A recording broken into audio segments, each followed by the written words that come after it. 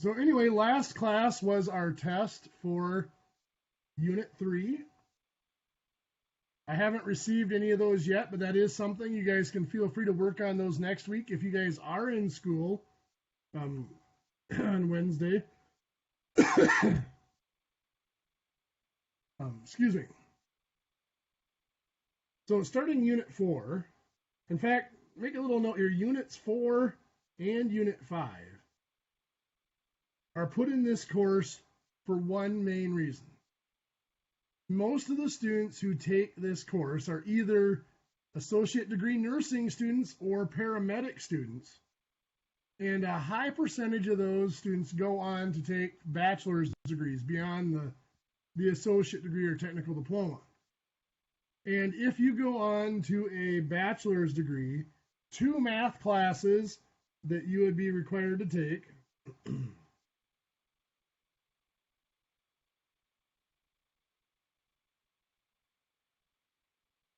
one would be a college algebra class, and the other would be a statistics class. The medical fields and statistics go hand in hand. In fact, any business-related field and statistics go hand in hand. It really is, as far as practical application.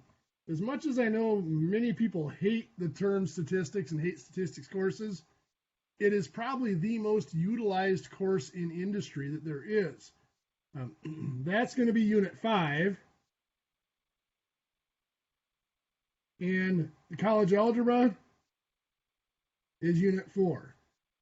Now we have about 2 weeks for each of those units. So obviously we're not going to do a full college course for a college algebra or a full college statistics course. We're just going to review some basic information, especially the college algebra stuff is probably stuff if you've had Algebra 1 and Algebra 2, you will have seen all this before, but just a quick review of it as you move on. The statistics stuff, some of that is probably stuff you've seen before, mean, median, and mode, but hopefully a lot of that is going to be new for you to help you make that bridge onto the next level. Both of these units talk about representing data or information. And what we're going to talk about is numerical information today.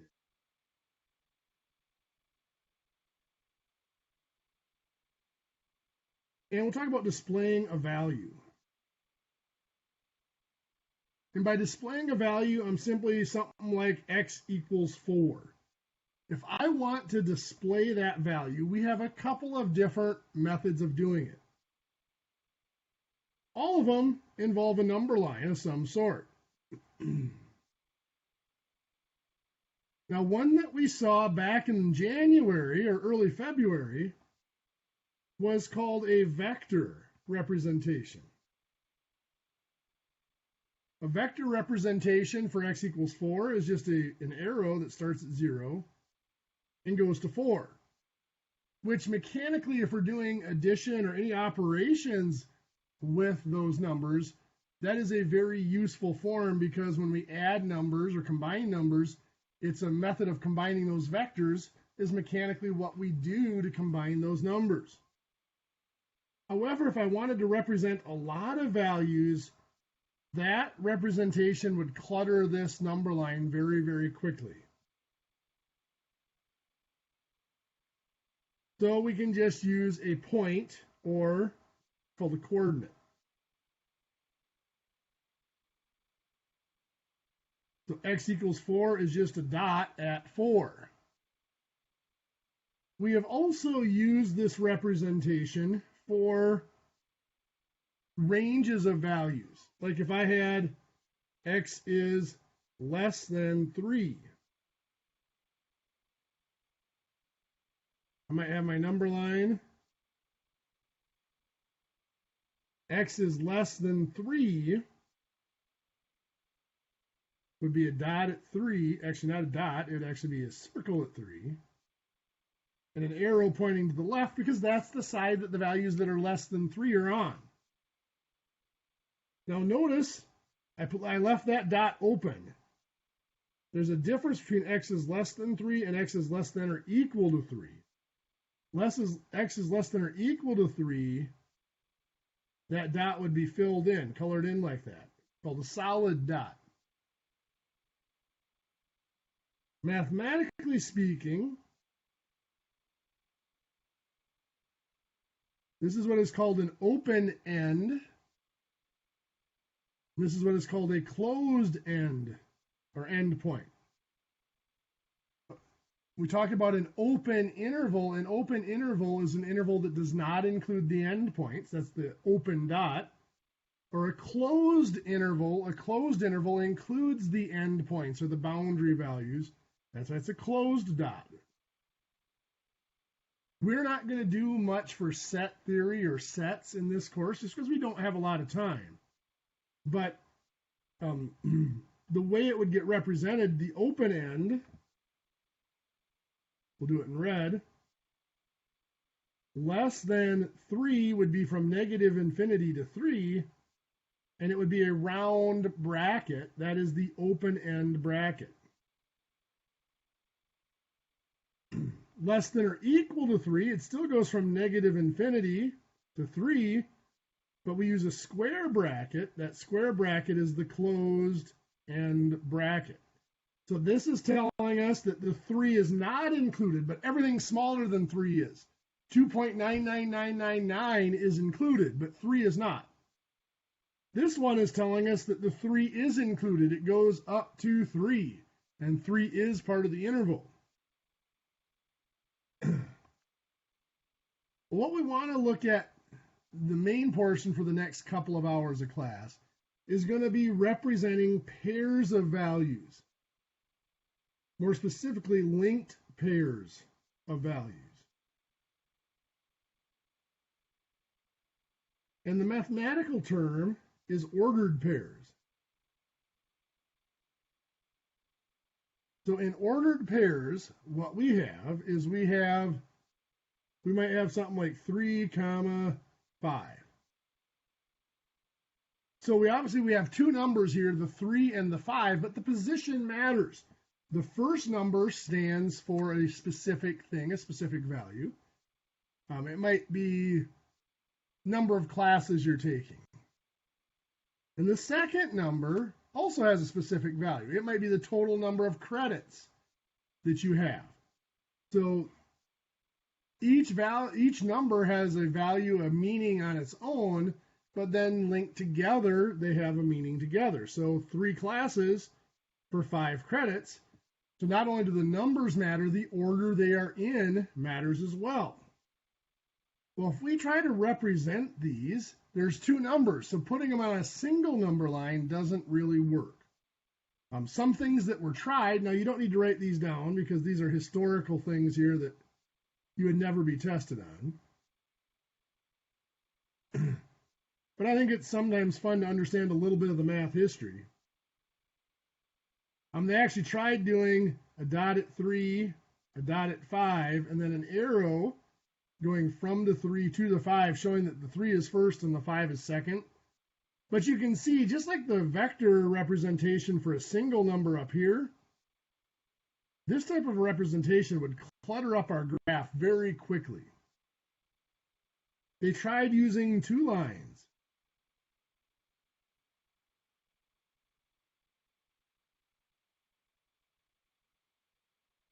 The 2 number lines like this. And if we think of these values up here as being the first value being the x value and the second value being the y value, which is our typical representation. Down here, one number line was the x number line and the other was the y number line. And they'd put a dot at 3 on the x number line, 5 on the y line, and they would connect them. So that showed that ordered pair. This was relatively effective, and they actually did this for a long time as far as representing these connected pairs of numbers. But again, it would get cluttered rather quickly. So you either have to move the number lines further apart or only represent a few ordered pairs on each pair of number lines. So right around, about 200 BC, a mathematician by the name of Rene Descartes.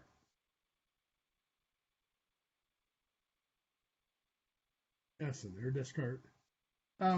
Came up with an idea that is what we use today. And it is, because it's named after him, called the Cartesian coordinate system.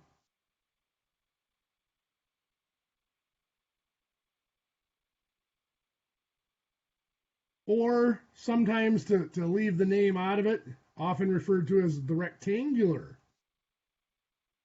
coordinate system, or rectangular coordinates. And the way it works, what Descartes did was he started out with a single number line, just like any of our others.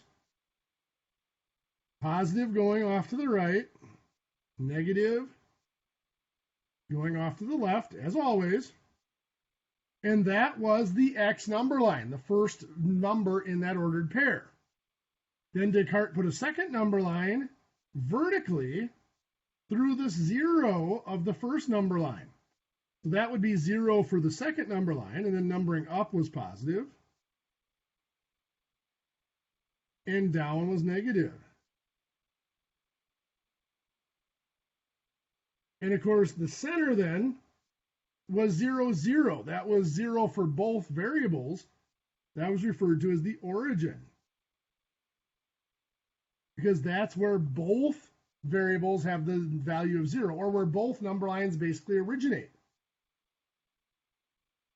Of course, this was called the y-axis.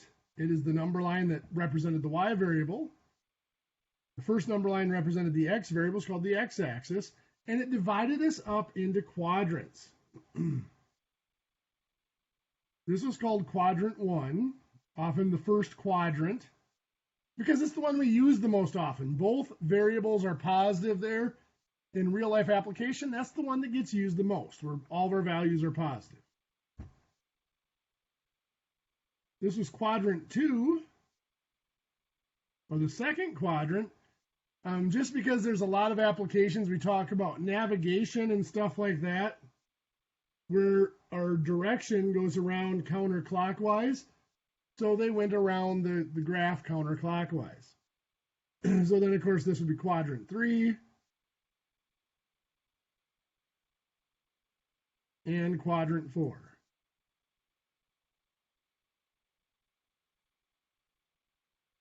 Now, I'm going to assume that all of you, if you made it to this level of taking a college level math course, you've seen a rectangular coordinate system before, and that you understand how to plot a point. This point right here would be the coordinate we've mentioned, 3, 5, because if I trace it down to the x-axis, it's over the 3. If I trace it over to the y-axis, it lines up horizontally with the 5. If I put in a point over here, that is the point 6, 2. Because again, I trace it down to the x-axis, it's over the 6. Over to the y-axis, it's horizontally lines up with the 2. Or this point here is a negative 4, 1. Let's trace it down to the 4 on the x-axis or over to the 1 on the y-axis. I'm not going to insult you by plotting a lot of points. I'm going to assume you guys can handle that task, or that you've seen it before at least. What we are going to do is we're going to look at representing relationships. Why is this coordinate graph so important to us? So why use the rectangular coordinates?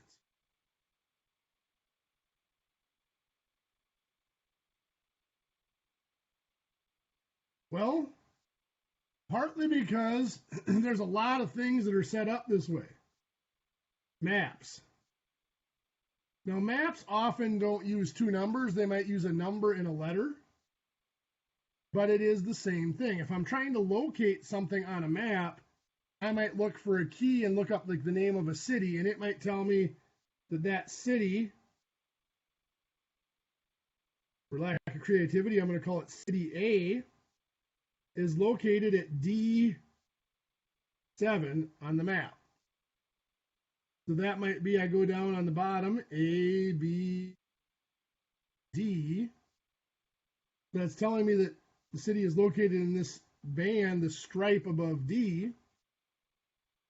1, 2, 3, 4, 5, 6, 7. Or this stripe, horizontal stripe covered by the 7. So where they intersect is going to be somewhere in there. So it narrows down my search for finding that city on the map. There's all sorts of keys that are like that. They give you a horizontal band and a vertical band to locate things within. In machining and metalworking,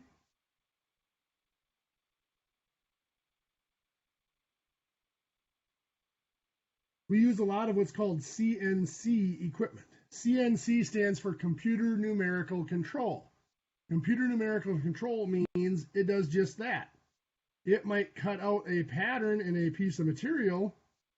Well, the way we tell it to cut it out is we give it these rectangular coordinates. It might start at this point, go to that point, cut a radius to another point, to cut out a given shape. We would be naming coordinates for the tool to proceed to, or for the tool to reference off of to locate itself. Mathematically speaking,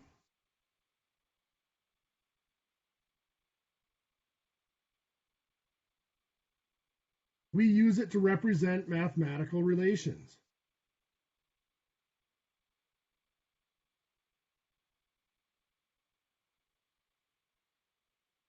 Now, these relations, many of you have heard the word function, a mathematical function. A function is a special type of relation. It just follows some certain rules, ability to be reversed and things like that. But a relation, it's really nothing more than a rule that matches one set of numbers to another.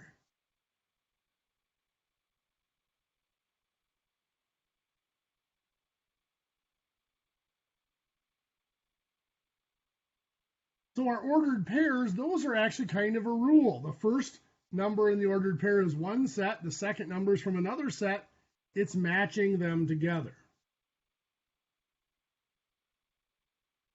What we're going to look at is equations. We solved equations back in Unit 2, but now we're going to look at equations, that have more than one variable. And where it comes in is if we have something like this. 3x plus 2, let's say that equals 8. If I solve that equation, I'm going to subtract 2. 6 equals 3x. And then I'm going to divide by 3. You get 2 equals x. Oh, but I might have an equation like 14 equals 3x plus 2. If I go to solve that, I'm going to subtract 2. 12 equals 3x. And I'm going to divide by 3. 4 equals x. Or I might have 23 equals 3x plus 2. Again, when I go to solve it, getting tedious yet? I subtract 2, 21 equals 3x, and I divide by 3. 7 equals x. Even though each of these had different solutions for x, all three of these equations involve the exact same set of steps to solve. Subtract 2, then divide by 3. That's because this side of the equation was the same for all three of them. The difference was there's a different number over here for each of them. This is what we refer to as a family of equations.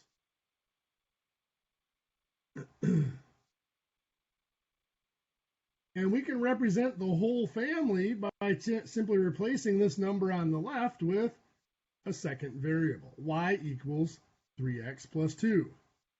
That represents all three of those equations plus an infinite number more. Now I said an infinite number, which is exactly correct. I can put in any number I want for y, which means there's an infinite number of possible equations I could create here, which means there's infinite number of possible values for x. Well, I can't list out all of those values, so the only way we can represent all of the solutions to this is to graph it. One of the methods of graphing is to plot points.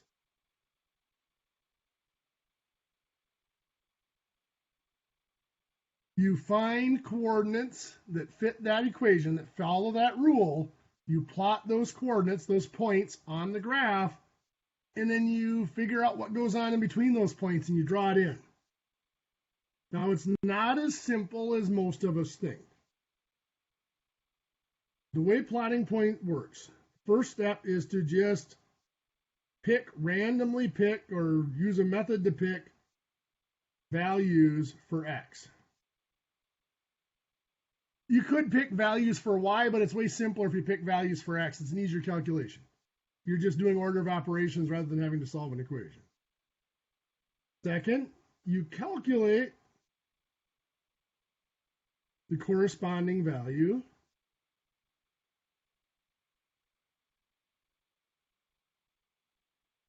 for y, for each of those x values. Then you plot those points on the graph. And most people think, well, then you draw in your line or your curve or whatever and you're done. Well, not necessarily.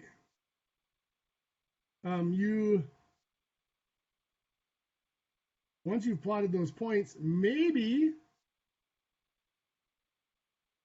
you pick more values of x.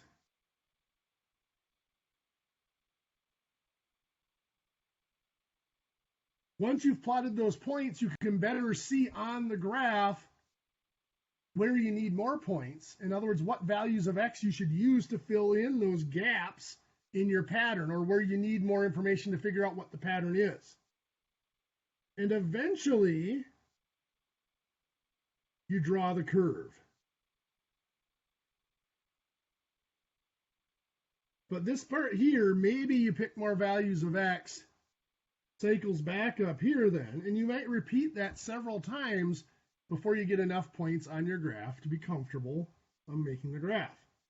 So let's start out with our y equals 3x plus 2. Now, many of you probably know shortcuts and can probably graph this almost as quick as I can write out the equation, but stick with me here. So we're going to pick values of x and calculate the corresponding values of y, and then we're going to put them on our graph. So I'm going to pick values of x. I'm just going to go -2, -1, 0, 1, and 2.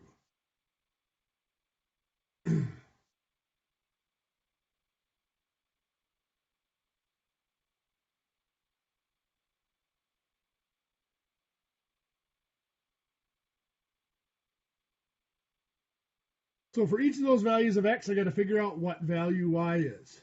So y is equal to 3x minus 2. So if x is -2, it's 3 times, or 3x plus 2, I should say. If x is -2, it's 3 times -2 plus 2.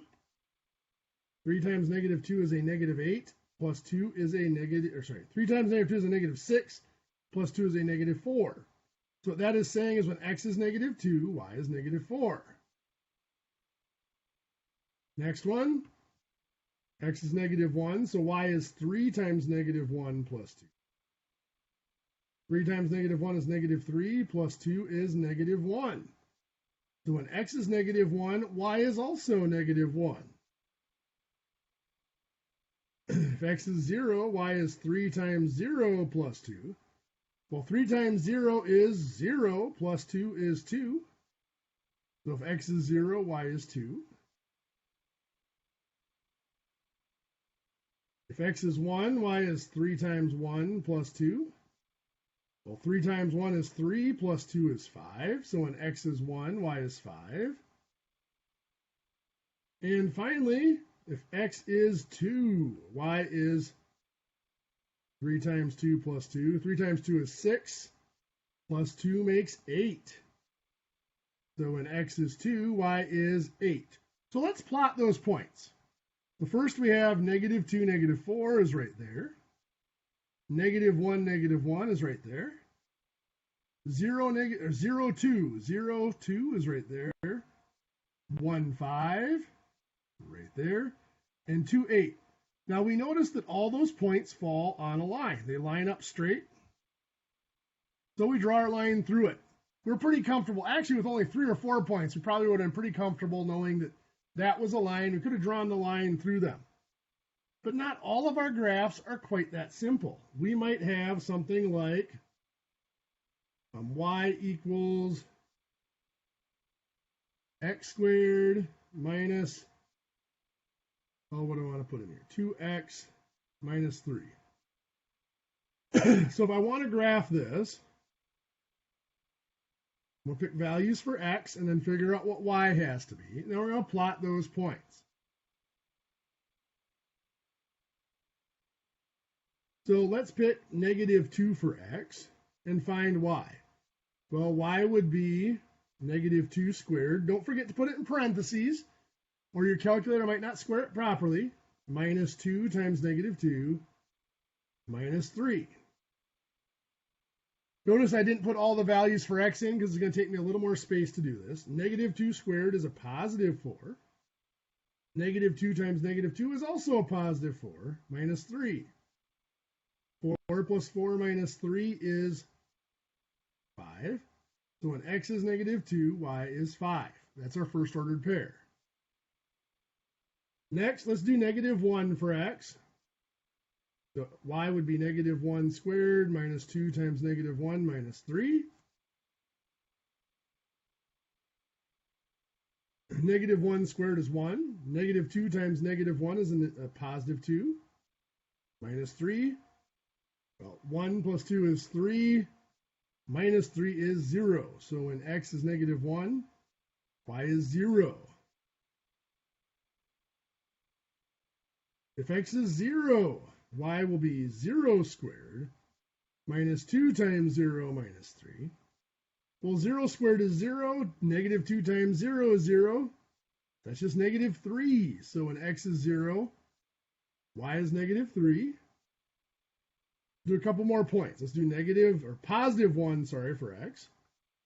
X is positive 1. Y is 1 squared minus 2 times 1 minus 3. 1 squared is 1. Negative 2 times 1 is negative 2. That's 3. 1 minus 2 is negative 1. Minus 3 is a negative 4. X is 1. Y is negative 4. Let's use negative 2 for x, and that'll be our last one here. Negative 2, positive 2, So y would be positive 2 squared minus 2 times positive 2 minus 3. 2 squared is 4. Negative 2 minus 2, or negative 2 times 2 is a negative 4. 4 minus 4 is 0. Minus 3 is a negative 3. So when x is 2, y is negative 3. So let's plot these points. We have negative 2, positive 5 right there. Negative 1, 0 is there. 0, negative 3 is there. 1, negative 4 is there. And 2, negative 3 is there. Pretty obvious that this is not a line. But the way those points line up, I don't really feel comfortable making a graph yet. Over here, it looks like it goes something like this. But over here, I'm not really sure what happens. So I'm going to pick more values of x that fill in the graph over there. Like x equals 3 and maybe even x equals 4. So if x equals 3, now this is that part that we said. We plot the points and then we reevaluate. We pick more values for x to fill in our gap in our graph. So if x is 3, y would be 3 squared minus 2 times 3 minus 3. Well, 3 squared is 9. Negative 2 times 3 is negative 6 minus 3. 9 minus 6 is 3. Minus 3 is 0. So 3, 0 is that ordered pair. I'm going to plot it here. Well, that means we come back up like that. Now, at this point, I might be pretty certain what this is going to look like. I'm going to go one more point just to be sure. Do the x equals 4. So y is 4 squared minus 2 times 4 minus 3. 4 squared is 16. Negative 2 times 4 is a negative 8, and minus the 3. 16 minus 8 is 8, minus 3 is 5, giving us the ordered pair 4, 5. So we're at 4, 5 is right there.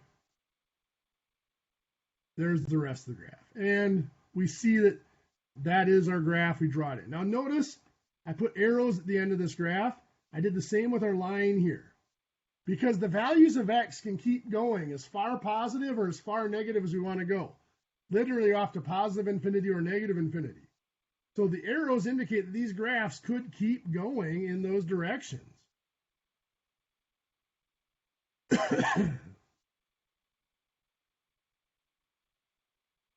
This is, by the way, what we call a parabola. And it occurs whenever we have x squared as our highest power on x in our equation. There are some other shapes that are a little bit more weird, like y equals 4 over x. If we go to graph something like this, we'll pick values for x and then figure out what y has to be. So I'm going to try negative 2, negative 1, 0, 1, and 2. So if x is negative 2, 4 divided by negative 2 is negative 2. Y would be negative 2. So x is negative 2, y is negative 2 is one of our points. I'm just going to go ahead and put that on the graph here. Negative 2, negative 2. If x is negative 1, 4 divided by negative 1 is negative 4. So negative 1, negative 4. X is negative 1, y is negative 4 is one of our points. I'll put that on the graph right there. 0. 4 divided by 0. If you try this on your calculator, it's going to give you a very unhappy message. Division by 0 error or just error. We cannot divide by 0. If we divide by 0, some very unhappy things happen. This is undefined. We'll talk about how we deal with that in a little bit. If x is 1, y is 4 divided by 1, or 4. So 1 comma 4 is a point on our graph. 1, 4 goes right there. If x is 2, 4 divided by 2 is 2. So 2, 2 is a point right there. Well, that's not really enough to know what's going on. So I'm going to pick some points over here, like x equals negative 4. Now, the reason I'm picking x equals negative 4 instead of x equals negative 3, simply for convenience. I know that 4 divided by negative 4 is negative 1, whereas 4 divided by negative 3 would be ugly. So that gives me the point negative 4, negative 1. Negative 4, negative 1 is right there. If I use positive 4, again, 4 divided by 4 is positive 1, gives me the point 4, 1. Something there. If I draw in, I could plot more points, but what I ended up, if I draw it in, is getting something like this. It's actually disjoint. It's two separate curves. What happens here, we saw that x cannot be 0. So this line can never cross that, we call that the y-axis, because that y-axis is where x equals 0. Since x can never be 0, our curve can never cross that axis. It can never cross the value of x equals 0. So what happens is it shoots off here to negative infinity. Here it shoots off to positive infinity. It just never quite reaches the 0. As x gets close to 0, the value shoots off to either positive or negative infinity, but it never equals 0. This line here, which I'll highlight in blue, is called an asymptote. It's a line, there's only one S in there. It's a line that the graph gets close to but can never cross. There's actually a second asymptote here, that's this one. The line will get close to that as well, but you'll never actually get y equals 0 because we can't divide. To get something divided by a number to get 0, you'd have to divide by infinity, and we know we can't actually reach infinity. Infinity itself is a concept, not a real number. So it has asymptotes that the graph cannot cross. And we run into those quite a bit when we graph.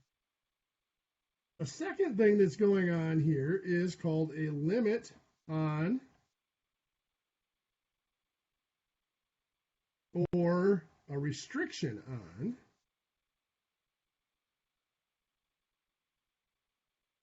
It's called the domain of the relation. The domain is just a fancy word for the x value. And here, that restriction is x cannot equal 0, as we saw. There are all sorts of ways that a restriction can occur. One would be an equation like this.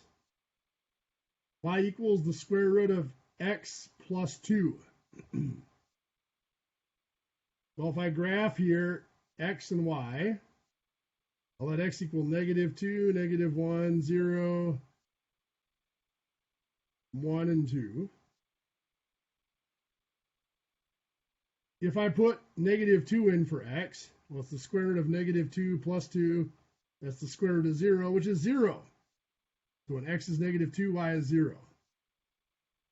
I put in negative 1. Negative 1 plus 2 is 1. That's the square root of 1, or 1. So when x is negative 1, y is 1.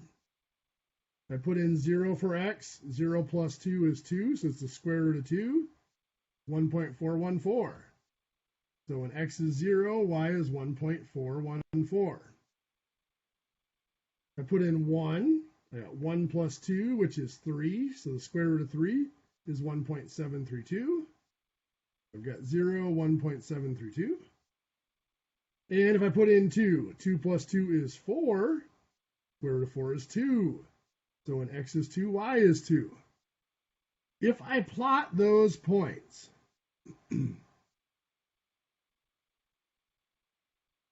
so x is negative 2, y is 0. At 1, y is 1. At 0, y is 1.414. At 1, it's 1.732. At 2, it's actually 2. We get a curve here that starts to flatten out. Now I'm going to put an arrow on this end of the curve because it can keep going. X can get as large as we want it to. But I'm leaving a dot here on this end. Let me put it in red so you can see where I'm pointing at that end. There's a reason for that, because there's actually a restriction on the x values for this relation. If I tried to put in negative 3 for x, I get the square root of negative 3 plus 2. Negative 3 plus 2 is negative 1. If I try to do the square root of negative 1, my calculator, once again, will give me an unhappy message. Non-real answer, or just an error. I cannot take the square root of a negative number. Even if x was just a negative 1 point or negative 2.1, this would be the square root of negative 2.1 plus 2. It's the square root of negative 0.1. That's still a negative number. So x cannot be anything smaller than negative 2. So the restriction here is x must be greater than or equal to negative 2. Cannot be smaller than negative 2. So there's all sorts of little things like that that occur. The two biggest ones are like we showed you here. Square root of a negative number can't be done, so that usually puts a restriction on the values of x. Or we can't divide by 0, so that puts a restriction on our values of x. So with that, we'll let you guys off the hook here for the week. On page 215, 1 through 3 just looks at graphs. We'll talk more about graphing. Actually, I'll have you look at page 213 as well. 213 through 217, 1 through 15, the odd. Get you into some plotting points. We'll talk more about graphing coming up in future classes. Here in shortcuts to make this go faster, as I'm sure many of you have already seen a lot of the shortcuts. So remember, next week, Monday, April 11th, we will have class, but it will be the same lecture as what I'm going to give on April 18th. So you just need to attend one of those two classes. And of course, April 13th and 15th, there will be no class for this. So I'll see some of you next Monday. Otherwise, some of you will be off for spring break. So you guys have a great break and a good Easter. And we'll see you all soon.